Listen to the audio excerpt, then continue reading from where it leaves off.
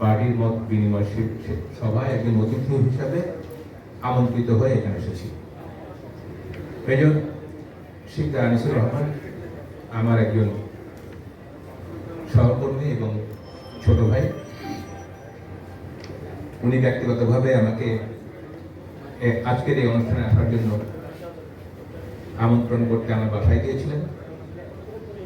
আমি তার কাছ থেকে নতুন বাংলাদেশ পার্টি সম্পর্কে কিছুটা ধারণা পেয়েছি এবং তার কাছ থেকে ঘনিষ্ঠভাবে শুনেছি।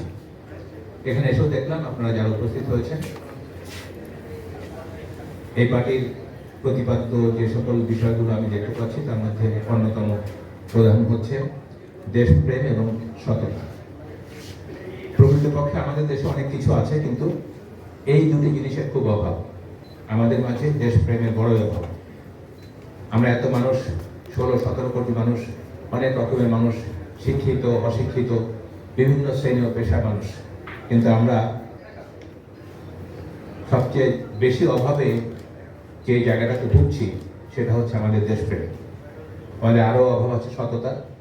আমরা দুর্নীতিতে আকণ্ঠ নিমজ্জিত একটা জাতি। খুবই লজ্জার বিষয় হচ্ছে আমরা দুর্নীতিতে বছরের পর বছর চ্যাম্পিয়ন হচ্ছি। এই মুহূর্তে আমাদের অবস্থান কোথায় আমি ঠিক জানি না, কিন্তু আশা করি এই জুলাই আগস্ট বিপ্লবের মধ্য দিয়ে যত রক্ত আমাদের দেশের ছাত্র সমাজ ও জনগণ দিয়েছে তার বিনিময়ে আমরা পরিশুদ্ধ যেন হতে পারি। আমাদের দেশের জন্য যারা অকাতরে জীবন দিয়েছে আমি তাদের সকলের বিদেহী আত্মার মাগফিরাত কামনা করছি। আশা করি ভবিষ্যতে তাদের এই রক্তের বিনিময় হলেও আমরা শুধরাতে চেষ্টা করব। আমাদের মাঝে দেশপ্রেম এবং সততা আরো বেশি বেশি লালন করার চেষ্টা করতে হবে। ঠিক বেশি বেশি বললে হবেই না, প্রকৃতপক্ষে দেশপ্রেমের বিবেচনায় আমরা অনেক পিছিয়ে আছি। সুতরাং আমূল পরিবর্তন দরকার আমাদের মানসিকতার। আমি এইমাত্র নতুন বাংলাদেশ পার্টি, এই পার্টির মহাসচিবের বক্তব্য শুনেছি।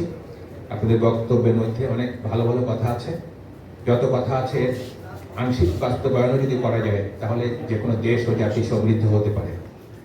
অনেক ক্ষেত্রে আমরা বক্তৃতা সর্বস্ব জাতি, আমার কাছে মনে হয় টক শোতে আমরা ঝড় তুলি, কথাবার্তায় আমাদের সাথে পারা খুব মুশকিল, কিন্তু কাজে আমরা খুব পিছিয়ে।